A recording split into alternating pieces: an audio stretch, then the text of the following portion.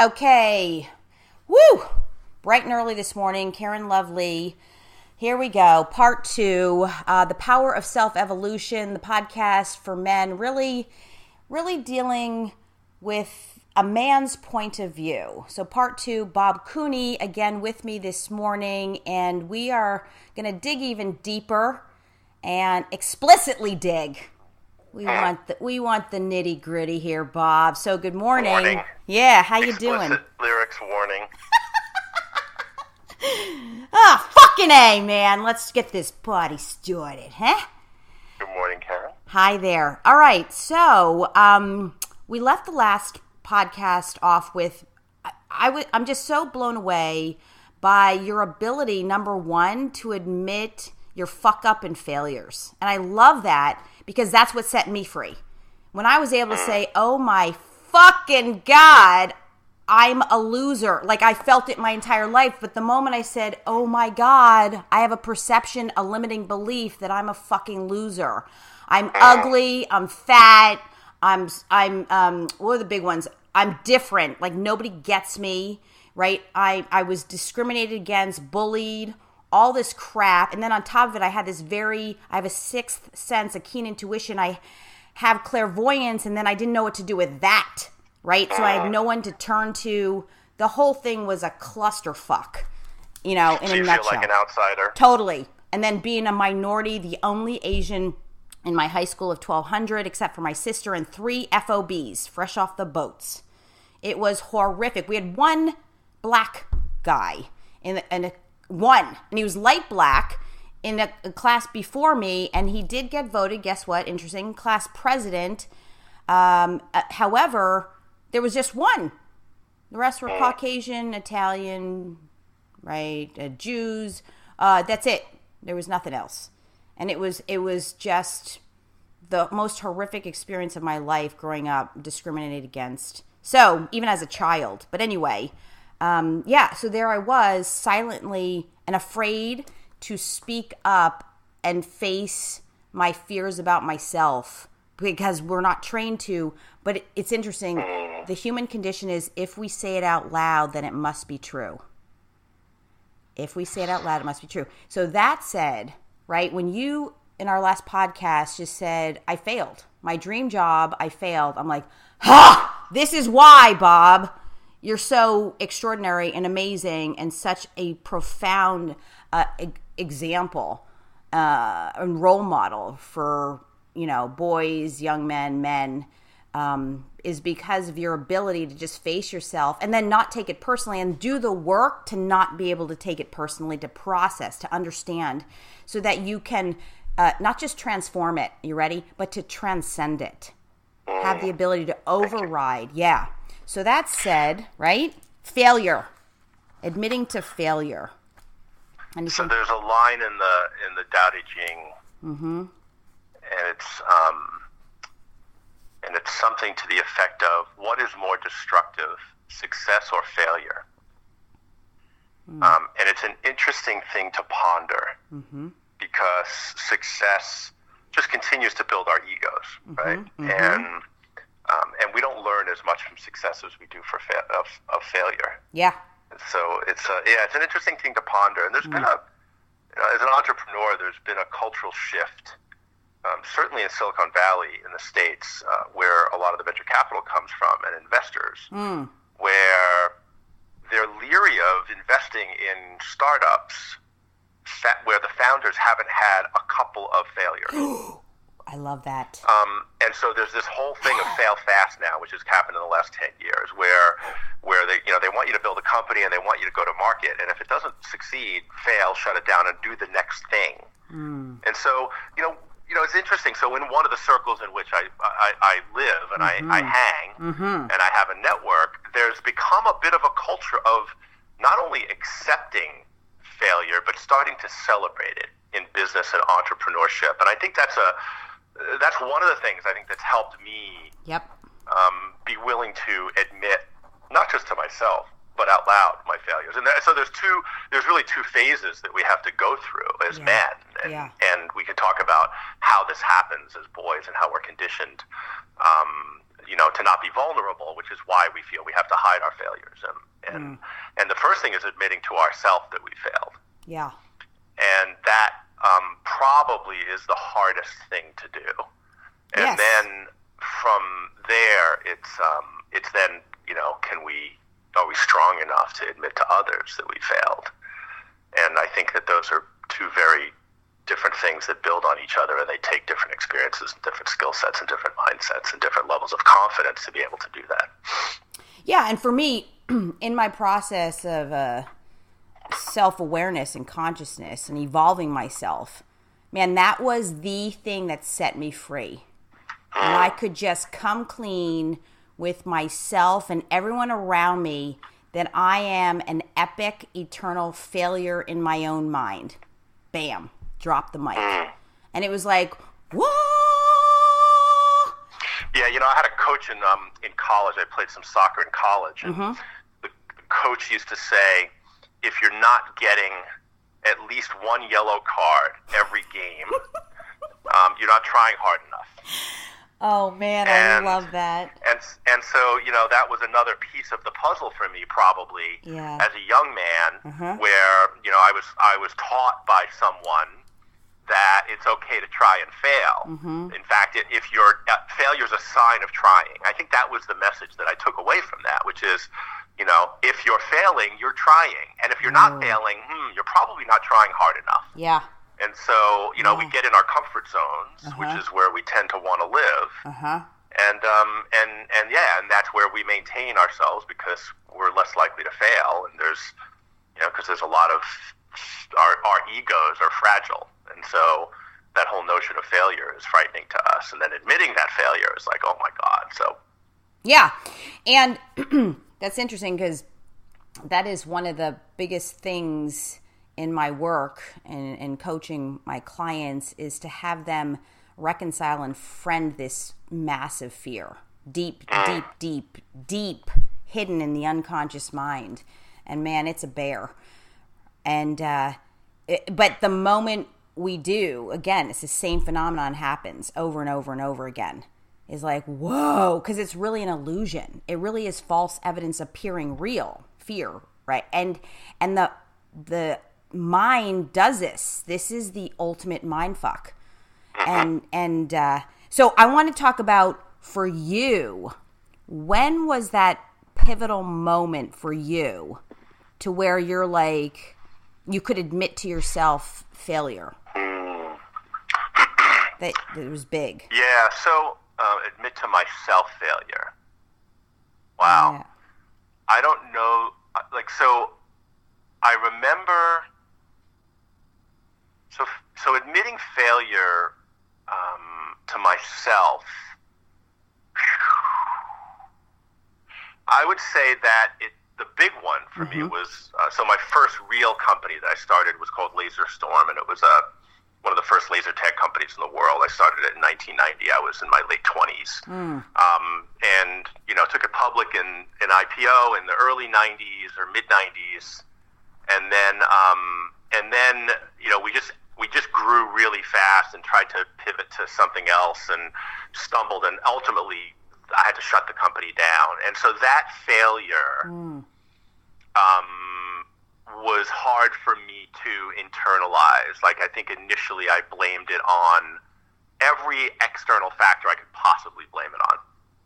And it took me years of reflection to be able to realize that ultimately I was responsible for that. Responsible, able to respond, right? I was the founder, I was the CEO, I was the chairman of the board. The buck stops here. And so, and I think that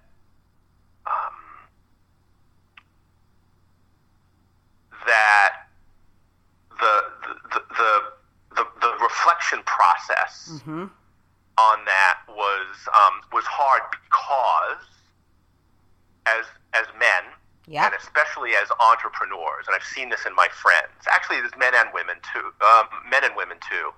Entrepreneurs. We tend to get our identities wrapped up in our businesses, and this happens a lot with men. Whether you're an entrepreneur, you're just like a piece of the machinery. Right. We identify ourselves with our jobs. Like when you're at a party, what's the first question you ask someone, or what do you someone, do? maybe not you? Yeah. What do you do? Yep. What do you do? What do you do? It's a conversation starter, but it's also our way of identifying ourselves and our personas, right? And so we get our personas wrapped up in our work, and that becomes who we are. Just like I think for women, it's much more about the family and the kids, and this leads to all kinds of relationship issues down the road. But this notion of who I am is what I do. Yeah. Is I think part of that, and then you get in a work environment, and I talked about this job that I had, and the new CEO came in, and we were having a discussion. He pulled me aside to lunch one day, and he said to me, "Bob, I really need you to I need you to keep your game face on." Ooh. And I was like, what the fuck does that mean? and he said to me, when we're in a meeting, this is the place with the fucked up culture I was talking about. He said, this is an example of that. When we're in a meeting, he said, and you say something, you glance at me. And I'm like, okay. Now, I tend to try to catch eye contact with everyone when I'm speaking in any kind of presentation. Right. And he said, and I think people could look at that as you're looking to me for approval. Oh, geez. And I'm like, what the fuck? What is this conversation we're having? And so in my mind, I'm thinking, and this is, I'm going to wind this back to your question, I hope. Yeah. But in my mind, I'm thinking, I don't want to work in a place where I have to have a game face. I don't want to be anywhere where the term game face is in the lexicon. Yeah. Like, fuck that. Like, I've learned to be comfortable with who I am and to be vulnerable. Right? Yep. And so that's part of me. That's what I am, and that's what attracts people to me that want to be attracted to me, and repels other people who are intimidated by that, because oftentimes they look at that and they're like, fuck, that's too scary. I don't want to. I'm afraid I'm going to see shit in myself by hanging with this man who's comfortable with himself and willing to be vulnerable. Yep. And that I'm not ready for that yet. And so, I do tend to repel people that are like that. And you get in an organization where everybody's trying to one-up each other, and you're trying to move up the hierarchy or move your career forward or whatever, and that becomes, in organizations, that just becomes a behavior that just gets spit out. And so that's part of that whole culture I was talking about. Wow. I feel like I've gotten lost. I'm sorry, Karen. No. It's just that we're talking about, the game face. We're talking about pretense. We're talking about pretending. It's not authentic. We're not being ourselves. And then how crappy is that if we think about that? You were asking me about this first notion of being able to admit failure to myself. And so there's a bit of a tapestry that, I wanted to go forward and then maybe come back to, which is, so for Laserstorm, the ability to separate out because my identity was so tied up with my profession and my work, admitting I failed in business was admitting that I was a failure. Bingo. And so that then becomes like, how do I separate out my actions and my behaviors from myself? Am I, and that begs the whole question of what am I? Who am I? Yep. Am I my brain? Am I my ego?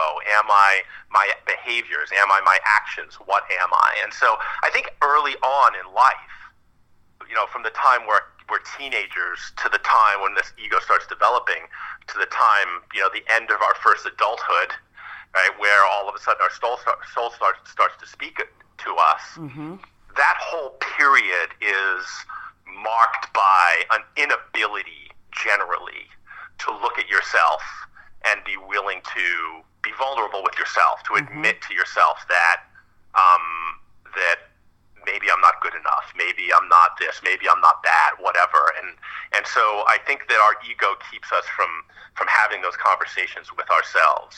And then some trauma, as you said, some crisis happens, and that allows us to start breaking that down and start looking. So for me, it wasn't, I think the first time I remember being truly vulnerable externally was in the midst of this, I'd taken Laserstorm public, and I was part of this program called the Birthing of Giants, which is this young entrepreneurs organization, sponsored Inc. magazine, MIT Sloan Business School. We'd get together. They'd pick 30 entrepreneurs for a 3-year program, and we'd come together once a year for a week.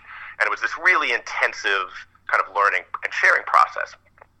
And the first year, you've got all of these young studs in this room, studs and studettes.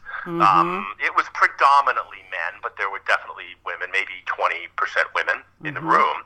And we'd sit there in the first day or night, and we would we would do some kind of sharing.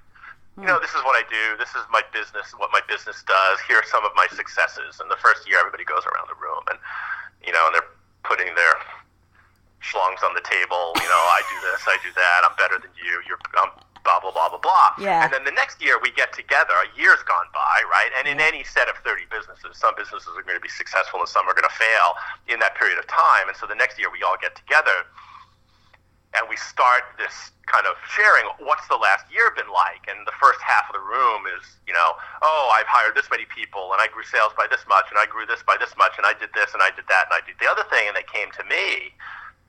And I took a deep breath and I was like, wow, this last year has been really hard for me. And here are the challenges that I've had. And you know, and my culture's changed. And, you know, and we've tried to shift to these, you know, we tried to shift to operations. And I've had to lay off a bunch of people. And it's been really hard. And I had to fire my best friend, let go of my best friend. It was like, and I just kind of released all of this pain. Yeah. And it shifted the room. Yeah. And after that, everybody was like more willing to share and be vulnerable. And so afterwards, people came up to me and was like, wow, thank you. For that. Yes. Because I was feeling the same things, and I would have loved to have talked about, these are the people that went before me and didn't have a chance. And they're like, you know, and I was afraid. Yeah. Yeah. And so I'm trying to figure out where, and so as I'm telling this story, I'm trying to get to the answer to your question, which is, like, where did that come from? Yeah. Well. And I'm not sure I know. Like, I'm not sure what, other than the fact that I guess I'd had another ego-bruising experience, which was, you know, the company had started shrinking and was failing. It was in the middle of failing. And so that, you know, it triggered something in me, but I don't know that I can identify it, to be honest with you. Okay, well, let me ask you a couple questions then. So I can say were you the type this of... is turning into a coaching session, sorry. No. You know what? And that would be good, right? Because we can never be coach and delve too deeply, frankly, from my point of view. I mean, this is seriously what has kept me alive and gives me the ability to maintain and sustain. But I'm not coaching. I'm at this point, if there's something comes up, you know me. However, let me ask you this. Growing up, looking backwards, were you the type of person who sought answers? Would you classify yourself as a seeker? I mean, I was. Early on, clearly, I was a freaking... You know, I had all the answers. When I was 14 years old, my favorite saying was, I'm always right. Oh, wow, Bob. That was my favorite saying, I'm always right. Damn. And so I had all the answers. I was not a seeker. I was, you know, I knew all the answers. Okay. I was that teenage kid that every adult hates. Oh, my God. I can't even believe that, knowing who you are today. Yeah. Which, well, thank you, Bob. That gives me serious hope. That alone gives me the greatest hope ever because, you know, you're one of my most favorite men, platonic, nothing more, right, on the planet. I swear to you. Like, seriously, I'm trying to figure out in my lab how to clone you, right? But to hear this, oh my God, you were that ego douchebag, you know what I'm saying? That egotistical person who had to always be right. I can't even imagine that. Although I was that person in my own way, interestingly enough, right? So, okay, so let's think. So here you go. Do you think it was that then first failure that you just talked about, Laser Storm, that kind of had to wake you up at some level? Oh, it did. And up until that point, pretty much everything I did was successful. So, and this comment comes back to that comment I opened up with, which is what's more destructive, success or failure? And so for me personally, this success after success after success, everything I touched seemed to work out, or at least I convinced myself of that. Whether that's true or not, I'll have to reflect on that. But this notion of being successful and having a series of successes early in life did two things. One is it gave me tremendous courage. Yeah. And it enabled me to take risks that other people might not have been willing to take. Yeah. And so, but eventually that's just the law of averages is going to catch up to you, right? And so that risk that I took, which was shifting from building and selling a product to operating the product at retail, very different businesses, different corporate cultures, different core competencies required. And when we failed at that transition, when I failed at that transition, then that was that shock to where I was like, fuck, I'm not the golden boy. I'm not perfect. I don't have all the answers. This thing called life is more difficult for me. And then that also yielded relationship issues, right? So that manifested itself in that same period of time when now all of a sudden, my identity was being questioned by myself. What's this all about? At that point, I got into that 7-year marriage thing, the 7-year itch, and that manifested itself in relationship issues as well. So then my relationship with my wife was starting to get really strained, and all of that was all tied together with this, this initial failure. It's like, oh shit, I'm failing in business, I'm failing in relationship as a husband. Like what's left? And so then I went into a depression for a couple of years because I didn't know who I was. My identity was so wrapped around being an entrepreneur and a successful entrepreneur that when that came unraveled, my identity came unraveled. I'm like, what am I? Who am I? I have no idea. And so that led me to for me, a fairly deep depression for a couple of years. Yeah.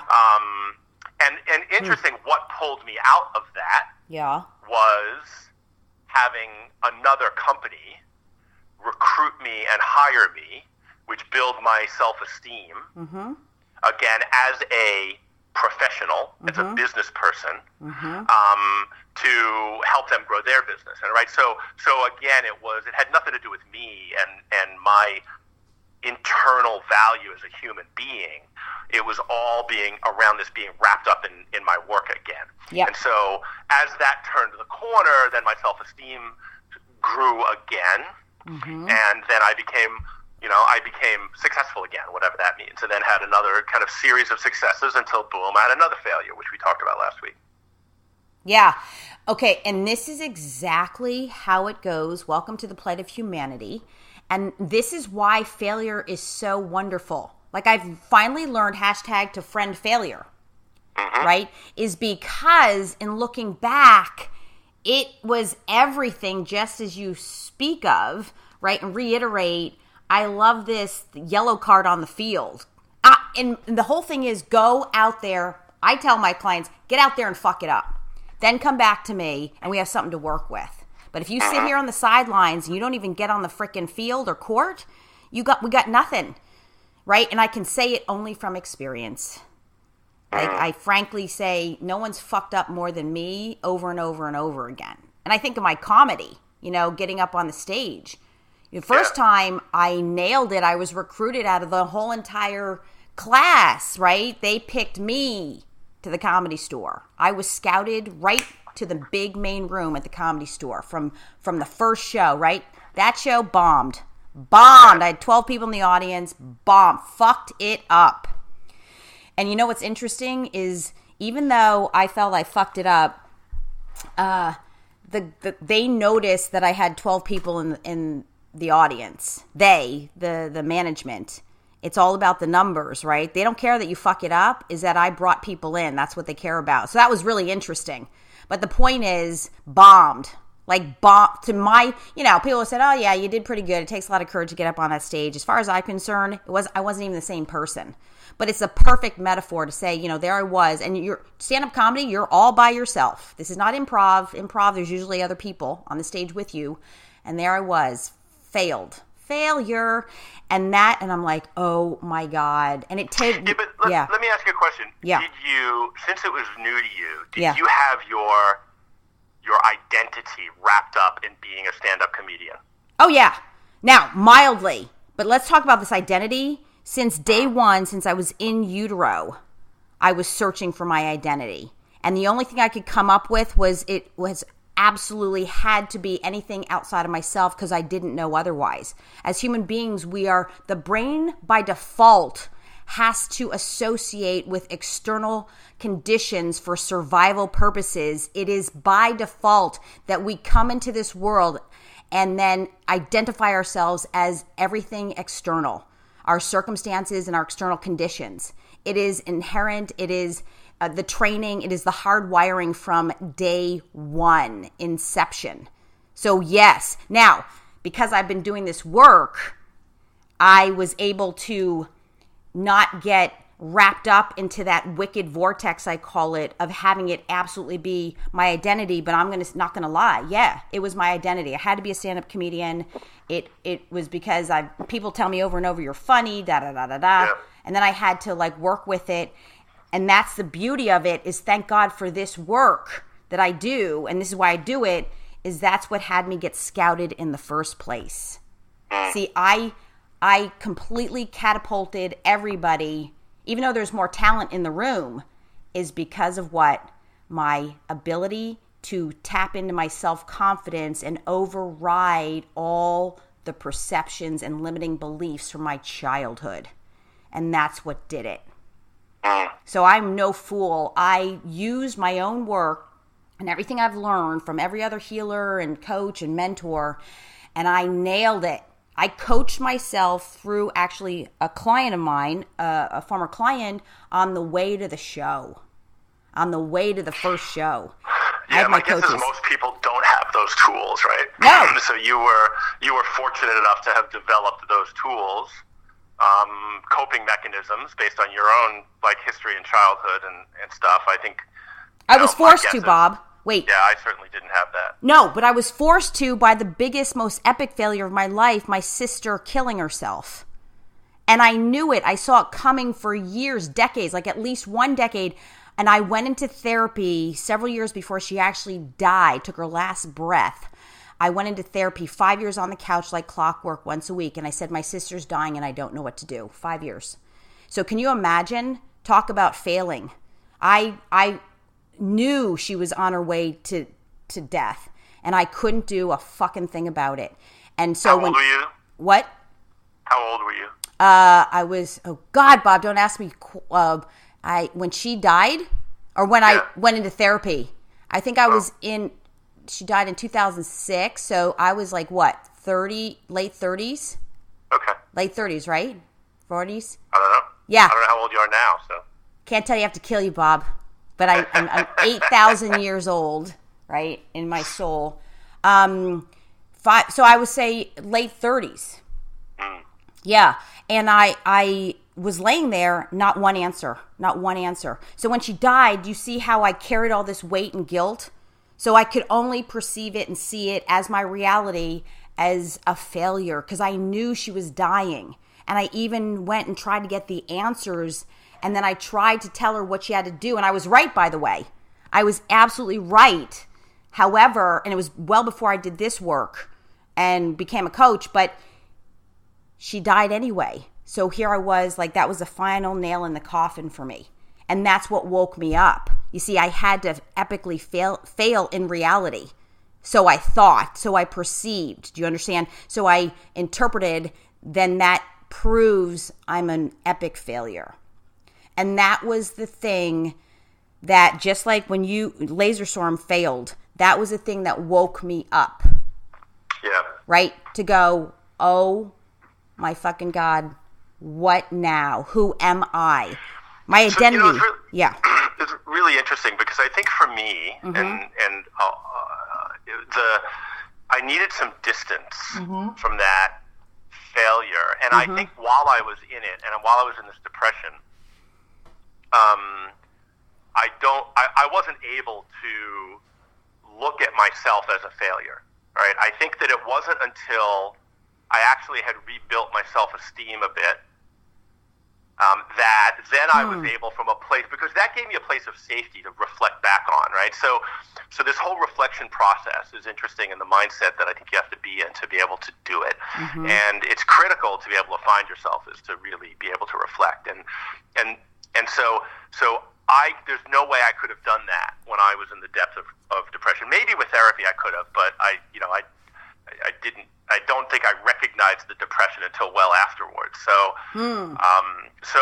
for me, being in that, like, my identity had been stripped away from me, and so now I'm in this depression. There was no way I was going to be able to reflect on my failure. So what I needed to do was kind of come out of that and become successful again through some definition. And then it wasn't until that happened that I was able to reflect back and say, fuck, yeah.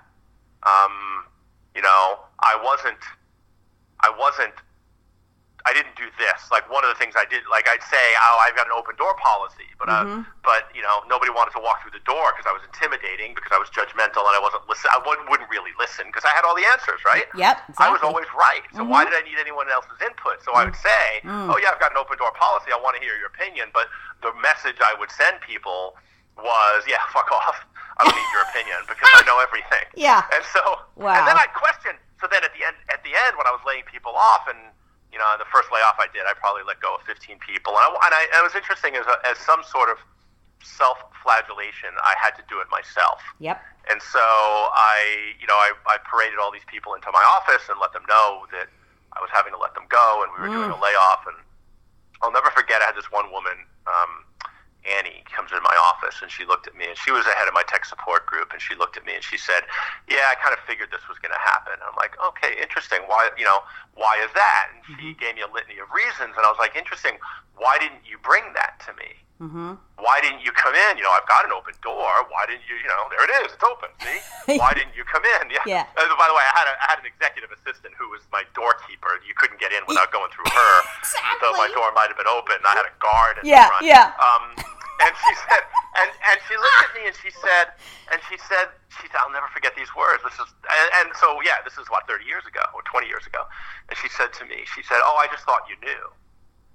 Wow. And that obviously has resonated with me, because that was her way of saying, and her truth was, you knew it all. We know you thought you knew it all. So why on earth would we bring anything to you? And so it took me a few years afterwards to be able to reflect on that and hear those words come back to me and say, fuck, Cooney, you didn't know it all, but you thought you did. You projected that, even though your words said one thing, your behavior, your beliefs spoke louder than your words. Yeah, bingo. Right? And so it always does. And so so that was that was probably my first reflection. Okay. That enabled me to say, okay, I failed at this. Yeah. And that was the first chink in that ego that was built up. So. Okay, so this is how it's done. So these are some really great points right here. So number one, did it ever occur to you, dumb man, back then, to ask for help? Did you think? Fuck no, I was a man. Thank you. No more questions, Your Honor. Men don't ask for help. Okay. We are, as boys, we are trained. Yeah. We are conditioned. Yeah. To not ask for help, because that shows weakness. Yeah. Right? Yeah. So, and as men, we're told to man up, suck it up, boys don't cry, like all of this bullshit that society projects on our boys that lead to a bunch of fucking shallow, brittle, broken men. Thank you. That ultimately lead to all of the pain and suffering in this world is generally tied to how we treat our boys. Oh, my God. The fact that we go to war thank you.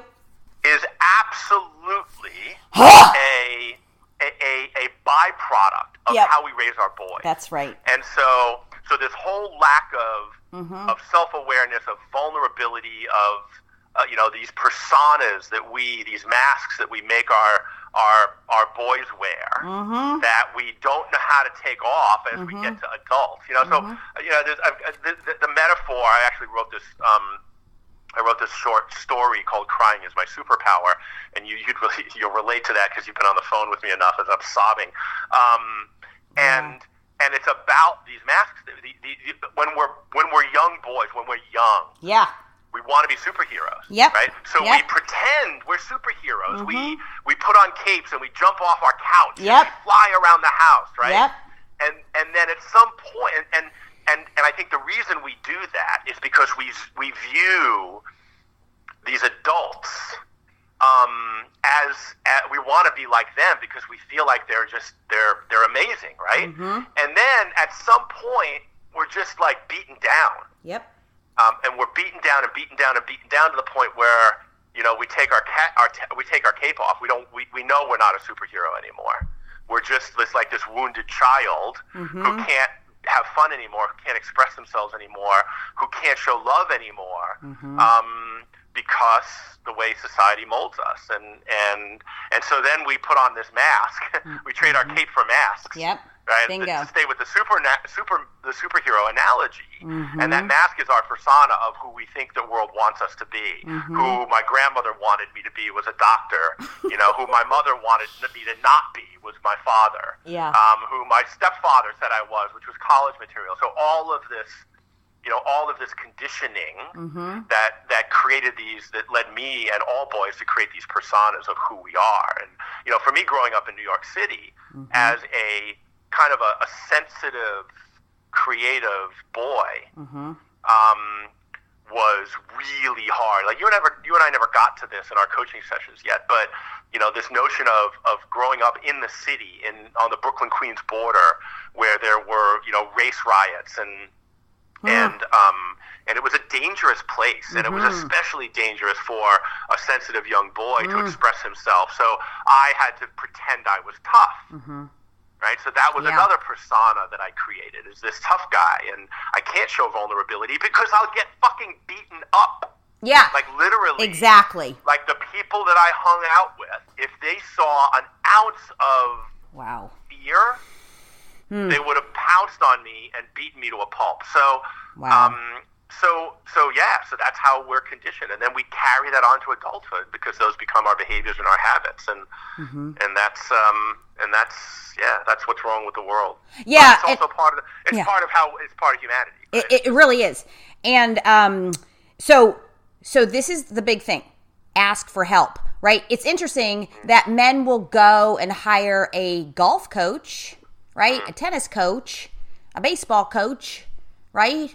But they're not. What would make the difference is a mind coach, a human psyche coach, an unconscious, subconscious mind coach. That's what will do it. And I was an athlete, right? There are a lot of things I can relate because I functioned like a man. And that was from my ancestral, Asian women need to be men. Karen, it took me, it's taken me up until the last couple of years to admit that I needed any kind of help. And, it started out with more traditional therapy, and I saw a Jungian therapist a few times and got a lot out of that. And then, I had a couple of sessions like, okay, yeah, that's good. I'm better now. Oh, God. Oh, my God. Yeah, classic. Then, so, it's just like, it took me, and I'm not going to say I'm typical. I'm probably worse than most men, but it took me it took me until I was 50. Yeah, okay. To realize that I could use some help, that I'm not going to be able to figure this out by myself. And look, and it's interesting. Let's talk about coaching for a second, because I think this is going to be relevant to your business and possibly to your audience, and for the men and the people out there that are considering hiring a coach. For a while, this whole coaching thing to me felt inauthentic. And I questioned whether it was because there were coaches out there hiring coaches to train them to be coaches, and I was like, it felt like this big Ponzi scheme, to be brutally honest with you, right? And so and so I had this big debate. Ross and I had this conversation. Ross Halleck, who introduced me to Karen, who's another of my favorite men on the planet. Love you, Ross. Love you. Go ahead. And you know, we had this talk about coaching, and this is before he met you, I think, and whether what was it? What is it? And the thing that helped me get over myself and be able to hire you as a coach, and to then, you know, start coaching my friends, though it's not a profession for me at this point, but, you know, I'm doing it as a way of giving back, it's destigmatized therapy. Say more about that. It's really interesting because I think that I grew up, and many of us grew up that are my age, with this stigma around psychology and needing a psychiatrist or needing a therapist, and for men especially, it was a sign of weakness. Yeah. I'll tell you the first person who broke this down, and thank God for this TV show, was The Sopranos, right? And so Tony Soprano was this like larger than life male persona. He was the head of a mafia family in New York, right? Right. And the whole show was about the relationship between him and his therapist. Oh my God! Right? I had no idea. Genius. That was the big story arc. And so here's pop culture finally starting to break down some of those stigmas. And So then the next level of that has been this coaching phenomenon. These things come up where I think there's a realization that you don't have to have a psychology degree or a sociology degree to be able to help people. Yep. And the metaphor of using coaching and life coaching or self-coaching or whatever you want to call it as a metaphor, because for men, we've all played sports. That's kind of how we grow up, right? So we had coaches. Yep. And so making that kind of masking that therapy thing in the vernacular of sport and coaching, I think has opened up a window for men to crawl through. Yeah. And to start getting the help that we need. Yeah. So, but it took me a while. My first reaction to the coaching thing was, what is this? Yeah. But that was ultimately my realization, was like, no, this is actually good. And, there's some interesting statistics. So I've been studying this phenomenon of men and vulnerability and deep connected relationships and how it affects us. And there was recently a study that showed in America, the average man has one friend that they can take their problems to. Oh my God. And the largest cohort of people who answered that was they had none.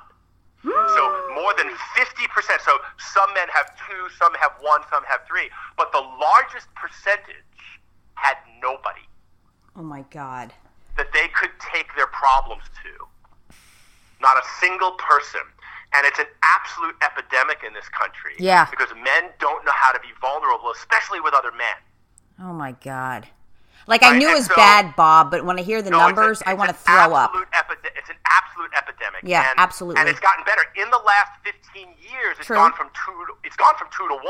So it's actually declining. Huh. And so it's getting worse. Okay, why? And why is it getting worse? I don't think anybody knows. No one's figured out why yet. There are some theories, but nobody really knows why. I think I do. And so why do you think it is? Because here's the thing. We start to be vulnerable. We start to share. We start to be authentic, but we don't sustain it. And by default, the human brain will go right back to the hard wiring. And so it almost looks worse. In other words, people can't go through the worst to get better. They stop at worse. And then they shut up. And then they say to themselves, oh, you see, didn't work. There's no sense in me being vulnerable. There's no sense in me expressing myself because it doesn't work. And I know for a fact this is it because I see it time and time again, backed up by case study after case study after case study. It's most people can't sustain the failure phase. I call it the Death Valley phase. They try it. Do you get this, Bob? They're trying it, and then they're getting some results, but not enough. They revert back. they revert back. And that's the whole brain science thing of going right back to the predominant hard wiring at 1/500th of a second up to 7 seconds without any conscious awareness. And we go back to our old patterns, our old beliefs that are backed up by our old behaviors. And then it seems worse before it gets better. Does that make sense? It's deep. Bob? Oh, God, he's dead. Oh, sorry. I'm here. I hit it on my phone. No, I'm here. That's funny. That's hilarious. Wow. Did you hear what I said? Did you mute by accident? Yeah. No. I muted by accident. I did hear what you said. Yes, absolutely. So. Yeah. So I think one of the things that's also happening is this notion of our romantic relationships and how our spouse is supposed to be everything to us, right? So so we project onto our romantic relationships this notion that this person is going to be everything, our friend, our lover, our confidant, our partner, the parent of our children, like all of this stuff. And as we've shifted that model of confidant over to our spouse, the struggle of being, again, we go into these romantic relationships early in life with masks, right? We want to attract this person, so we pretend to be who we think that person wants us to be, or we're bringing all of these masks that society has programmed us into this romantic relationship, and so all of a sudden we get into it, and then now the idea of really exposing who we really are to somebody who the cat is caterwauling, doing what the cat does. Aww. Say hi to Tabitha. Tabitha! God, I love that name. So Tabitha is my friend Joni's cat, and she is 21 years old. Oh, gosh. How wonderful, Joni. She's a very fragile soul. And but that's amazing that Joni has loved her that much to have her. She has a little bit of she needs a little loving. So, sorry about that interruption. So this notion that we project all these masks onto our romantic relationship, and then the confidant model is also projected on top of that. Yep. And now all of a sudden, if I'm supposed to say, ooh, here's this crisis that I'm going through, this deep existential crisis, I can't bring that to my spouse, because then my spouse is going to see who I really am, and she's no longer going to love me because she loves the superhero that she fell in love with, which is who I presented myself as. And so I think that's part of the problem. Absolutely. Is that we're projecting that confidant model, and we've lost the ability, and so there's that, and then there's the whole notion of men who have grown up in this macho model that we don't show weakness. So I have friends where I will go to them and I will expose myself, not physically, emotionally. Yeah, please, Jesus, and just kidding. and some of them, it helps them open up. Yep. And some of them are like, oh, this makes me really uncomfortable because men aren't supposed to do this. Yeah, that's the very point I'm making, Bob. It's that uncomfortableness that people quit. Right there. Yeah, because if you're getting negative reinforcement from the person you're exposing yourself to, you're like, I've just been rejected. Yep. I'm not going to do that again because that was painful. Here I am exposing myself and my vulnerability to somebody. And so, there are all of these skills that men don't know how to do, the people in general, but I'm a man, so I'll speak about men, which is things like holding space, like the ability to listen without judgment, and which creates trust. And with trust, you can have vulnerability. So there are these building blocks of tools and strategies that we just don't teach people, but men certainly don't learn how to do. It's, we're really good at fart jokes. Yep. And we're really good at taking the piss out of each other. Yep. But when it comes to like really listening without judgment, like what the fuck is that? Like men don't know how to do that. Well, yeah, and I'm going to say overall, this is not just men. Women too. So if you have a human brain, you're in trouble here with this whole. I've said this to women, and the women that I know that I'm friends with, and I have several really, really deep friendships with women. All hold space really well, which is why I'm friends with them. So my experience has been different, but that's because I've self-selected women who know how to hold space, right? And so. But they've told me the same thing. They're like, no, we're no better at this than men are. Exactly. And the only thing is the men have generation after generation after generation, the stigma of suck it up, suck it up, suck it up. Yep. And that's been the problem. So, Yep. okay, now there's another thing I want to touch on. Shoot, it just eluded me. So we're talking about this ability to have men be able, here's the analogy. So let's just say we want to go back to the gym and lose weight, right? And get in shape, especially if we're a few pounds overweight, men and women. Here's the analogy, is that when you go back in, you're asked to eat, right? A lot more food, a lot more calories, but the right calories in training. I worked at Gold's Gym Venice. I was a top aerobics and dance teacher there. Gold's Gym Venice, the mecca of bodybuilding. Still mess with my people, okay? And so you got to go in and eat way more of all the right stuff.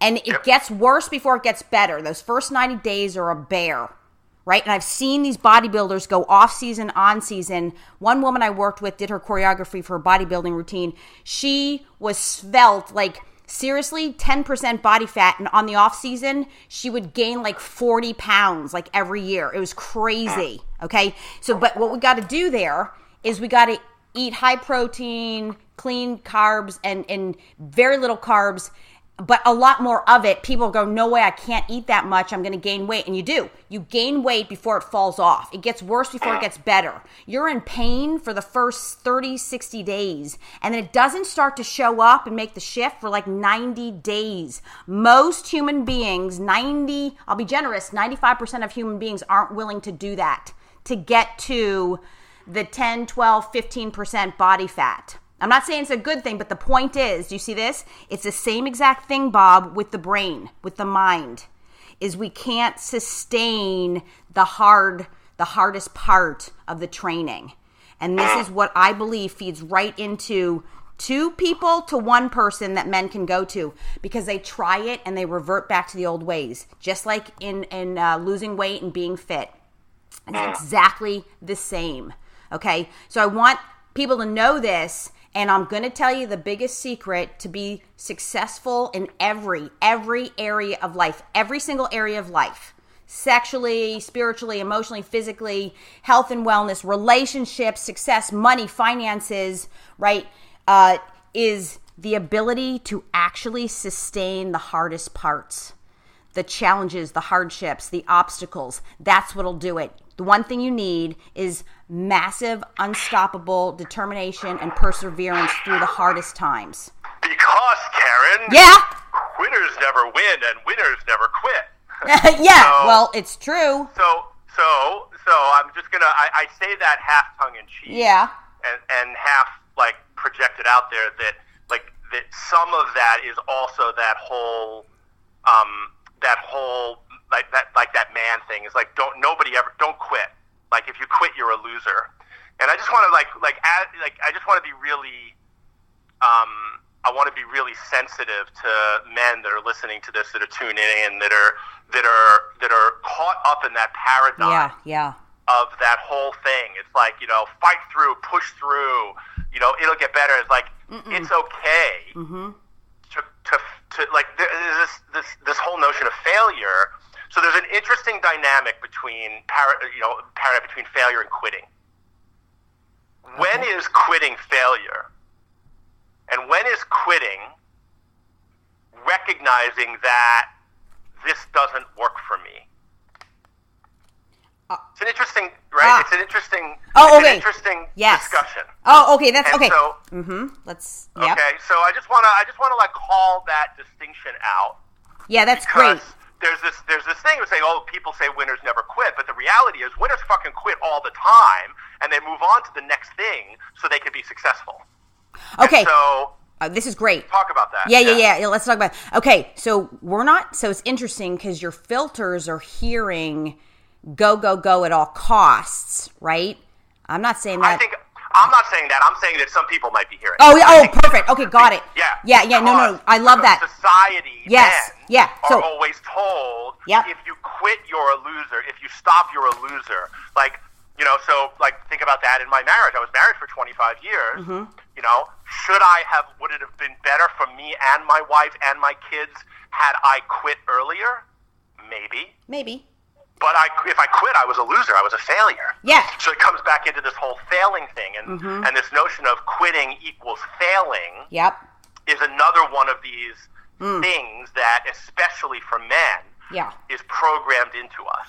Okay. And so, so your little diatribe kind of triggered that for me. Oh, saying, that's hey, great. That's something we should talk about, because I think men might be listening to this and hearing that. Yeah. So let me make myself more distinguishing, right? That when I say the ability, I should say the mind-heart ability, the human psyche ability, the psychological, right, understanding of how the brain computes information ability, right, of that's what'll do it from my point of view, just saying, I feel it works because I should have been dead a long time ago, several times over, and I get it, but what we're saying is I'm going to address the quitting and failure thing, but let me just make this crystal clear, is the mindset, heart set, mindset, the two, right?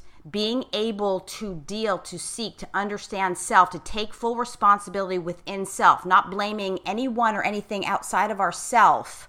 That ability is what you'd never want to stop. That's the determination I'm talking about. That's the perseverance. That's absolutely. That's it. That's, if you track the most successful people in the world, what gets them there is not their ability to go, ooh, look at the rainbow, the pot of gold at the end of the rainbow. No, fuck that. It's the, oh God, I failed again. Something's not working. I got to look in a different direction. Maybe it's me. The common denominator is me. That's what did it for me. Okay. And I would say that this is where having someone or someone that can hold us accountable to that type of thinking and behavior is critical. And some of my friends who have reached out to me that I'm, coaching them through some of their stuff is, they don't see the things that they're doing because we're blind to them. And so, we all need people to hold us accountable to the things that we can't see ourselves doing and some of that self-destructive behavior. Yeah, and that's what people hire me for. And I wouldn't have been able to do it without, I'm telling you, a team my entire life. I am no fool, Bob, is that I knew early on I needed help and I was willing to ask for it. Demanding therapy as a child to my parents. I'm like, I want therapy. I would never speak. And then I'd say one sentence, I want therapy. And then my mom tried the therapy thing, but then she quit because we missed a session. Then she had to pay for it and she was pissed and I was pissed. But the point is if you think you're going to be an athlete and have no coaches, you're a fool. And that's how I always think as an athlete, that having coaches and a team of them, no elite athlete competes and sustains it without a team. And I'm telling you, one tennis player, I forget his name, 12 coaches. He travels 10 months of the year. You're like, what? And I'm like, that's me. Bring me my 12 coaches. I'm on the field playing. And I wouldn't do it otherwise. I have all sorts of different coaches, healers, spiritualists. Those are big ones for me. My own coaching, and then other people to help me. I'm constantly doing this, and I love it. I wouldn't have it any other way because I think of myself as an athlete, right? And wanting to win the game of life powerfully, happily, right? Healthily. And so there's that.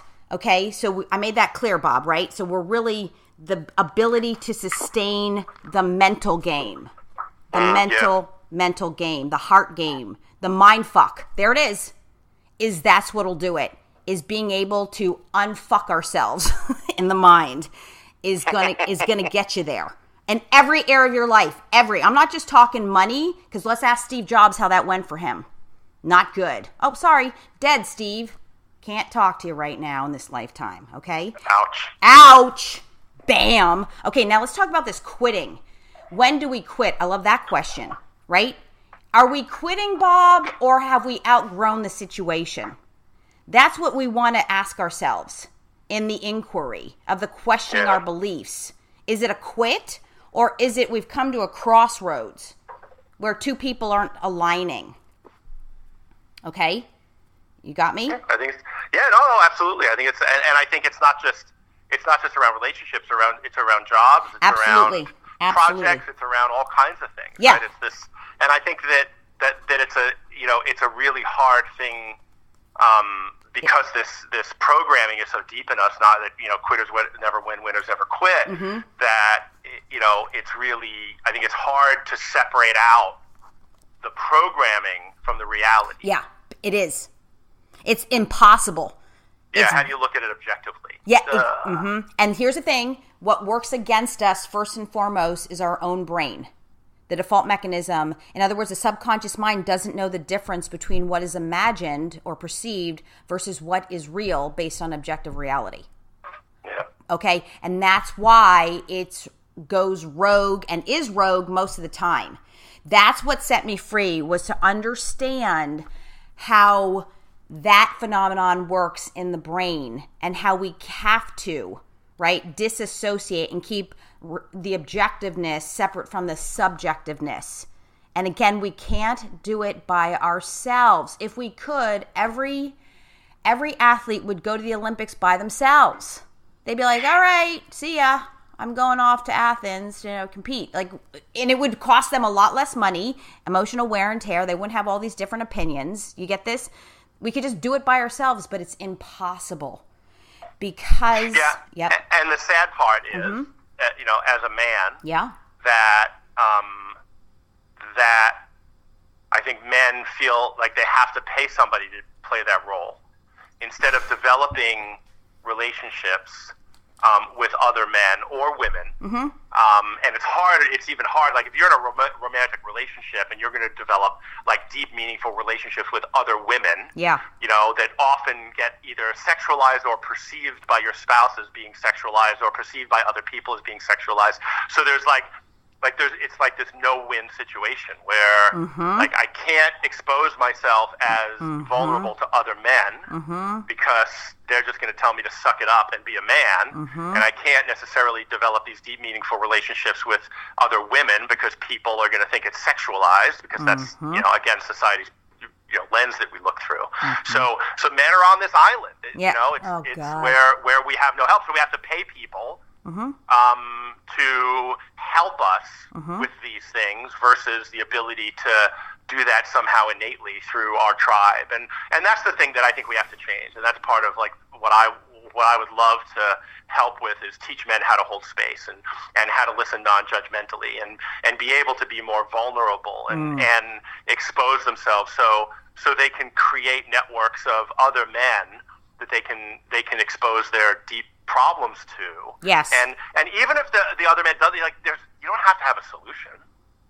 We just have to be able to reflect on it, and oftentimes it's easier to reflect with another person because you can say things out loud, and then if they're in tune with that, they can ask you the questions. You're just not what the questions are. This as a coach, right? Like you ask me a question, and I know I should be asking myself that question. I'm just not willing to ask myself that question because I don't really want to answer it, right? So subconsciously, my mind doesn't form the question because it knows the answer and it doesn't want to hear the answer, right? So that's where that external party holding us accountable to ourselves by asking what turn out to be really obvious questions that our subconscious will not allow us to ask ourselves. Yes, because, we have that default mechanism. We just have a few more minutes here, and we're going to continue this conversation because then you hit on Mr. Know-It-All. That's our next part 3. But it's because of that fear mechanism.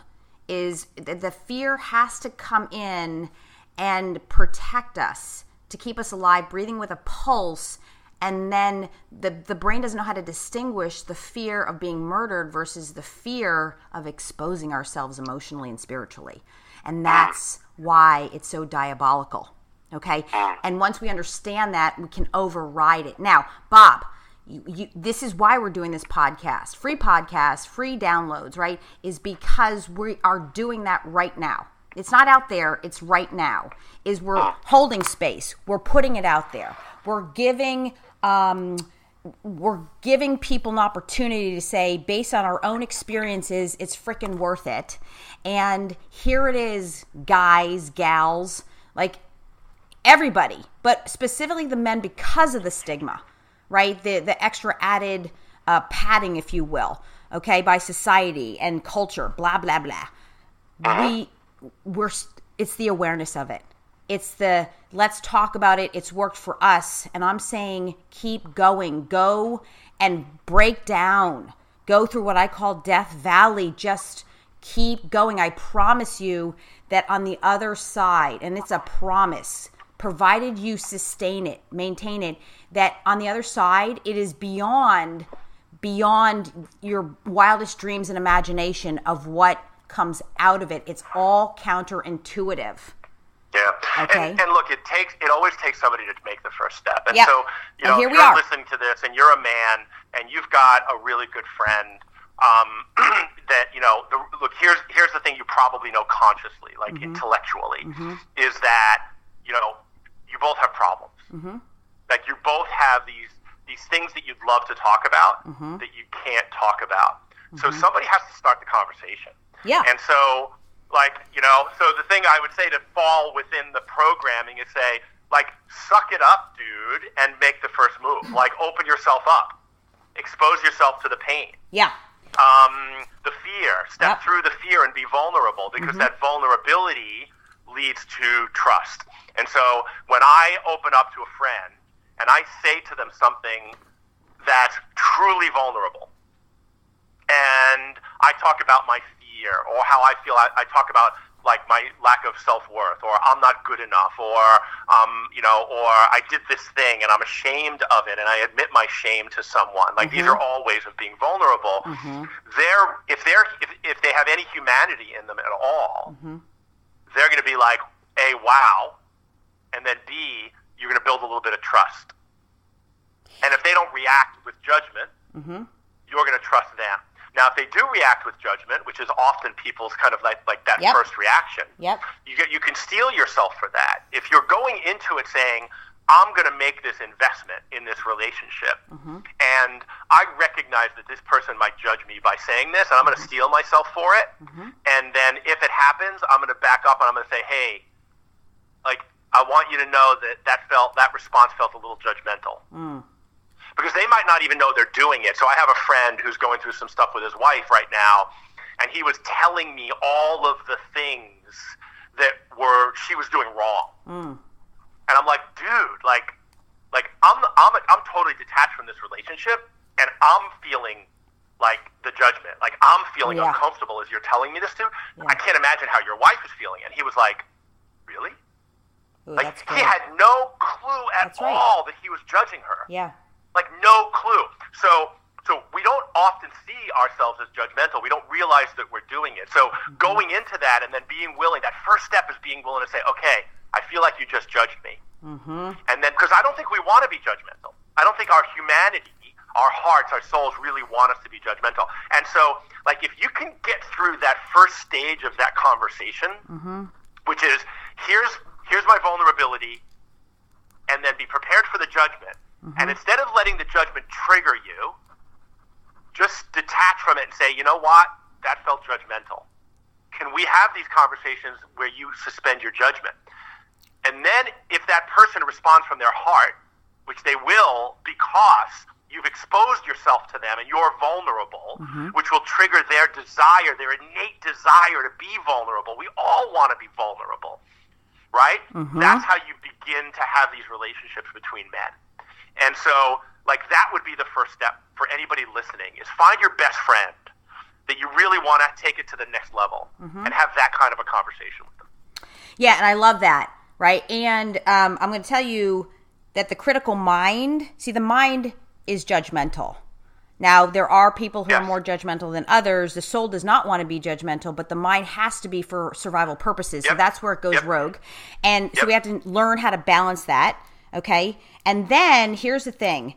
If it's still scary, I'm a huge proponent, I'm going to say it because I've paid hundreds of thousands of dollars to have somebody listen to me, and it's worth paying for. If you're going to pay for sex, which I know you know, right? People are paying for sex, then pay for some. And you know what? Those high-end call girls actually get paid. And a lot of them will tell you, I don't even have to have sex with them. I just listen. And it's like, whoa, really? Oh, maybe I'm in the wrong business, right? But here it is we also want to put it out there. If there's only one person you can go to and they're not able to listen judgment free, then you're in trouble. And that means you got to go elsewhere. In other words, move on, because it's important. Yes, and I don't want to undermine the coaching thing, but I would say that I don't think I don't want to live in a world where the only person I can be vulnerable with is somebody I'm paying. No, I understand that, Bob. That would be like the only person. That'd be like being in a life where the only person I could have sex with is paying, right? I mean, that's just. I know, but Bob. Let's stay with the matter at hand. If they have one friend and they can't even go there, what the hell are they going to do? We're just talking about starting. I understand, but that's my point, is that I think they can go there. And I think that what we need is the skills and the training to learn how to do that. Yeah, and that's what I'm saying. Easier said than done, Bob.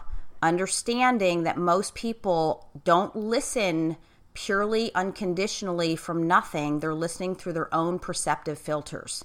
And that's why it's very difficult, especially for men, to really listen and understand each other. However, depending, and especially the younger the man is, because of the lack of experience, like you have all this experience behind you, which is the best way to wire the brain, is you now have your own personal experiences to draw upon to say, you know what, after 3 times, of failing, it's not working.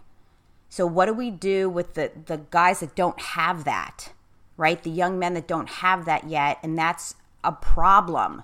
And you have sons, right? Now, I'm not saying you have to pay, but I'm saying don't stop yourself from doing what you got to do to have the ability to expose yourself safely. Yeah, and guys, I want to be really clear. There are 2 separate things here. Like look, coaching and therapy is very different than intimate relationships. You need both of them to have a whole life. And absolutely, but we're talking, Bob. We're stay focused to the notion, right, that we're talking about men having problems expressing themselves and feeling safe, and that they're heard and understood.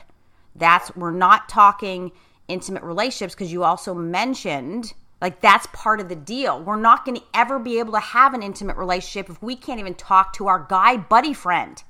Do you understand this? But that's the intimate relationship I'm talking about, is between men. Like intimate, I don't mean sexually intimate. I don't mean romantic. No, I'm not talking sexual. I'm talking intimate emotional. That, Okay, I'm talking emotional. Right? Like, you can sit there and say it. That sounds great, Bob. I'm right with you. You're right.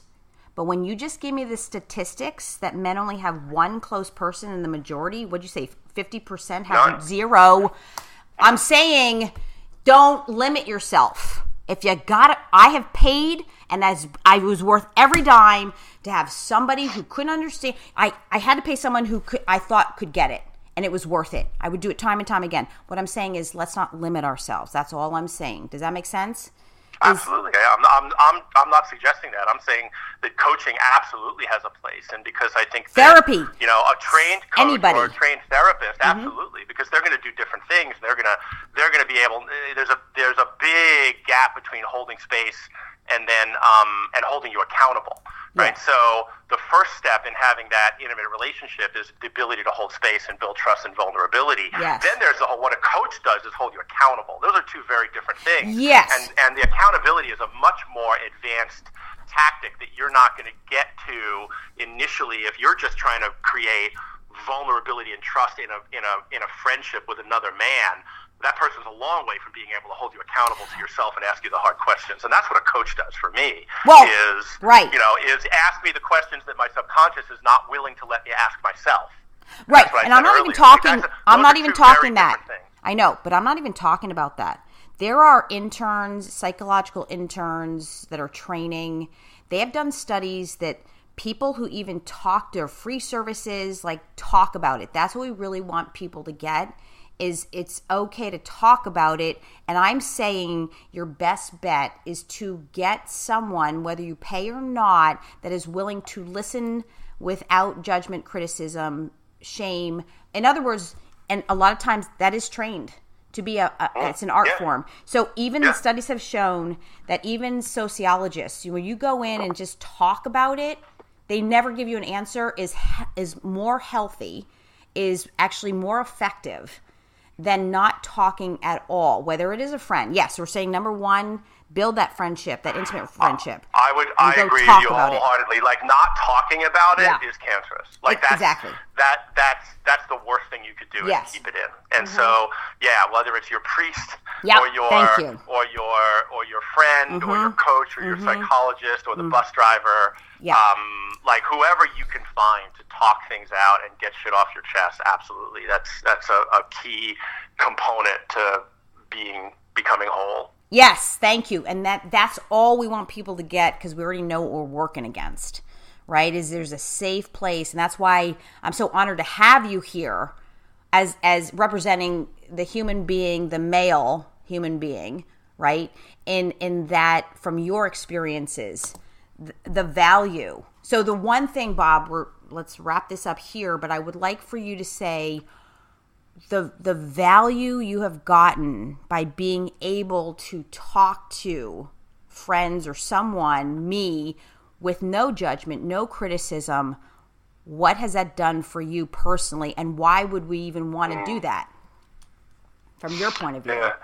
No, that's a great question, Karen. I think what it's enabled me to do is heal some of the parts in me that I was judging myself. So as you said, we can't be without judgment. And the worst judge is us on ourselves. And this is something that, I've referenced the 4 agreements in Don Miguel Ruiz, and he talks about the big judge in our head, and we judge everything. We judge everything and everyone constantly. You're right. That's part of our humanity. That's part of just the human psyche. And so we judge ourselves. And then when you find someone who you feel comfortable and trust, that you can be vulnerable, and you start saying the things that you've judged yourself about, and they don't judge you, it allows you to look at your own judge in your head with more of a critical view, right? I say, wait a second, this person isn't judging me, so why have I been judging myself?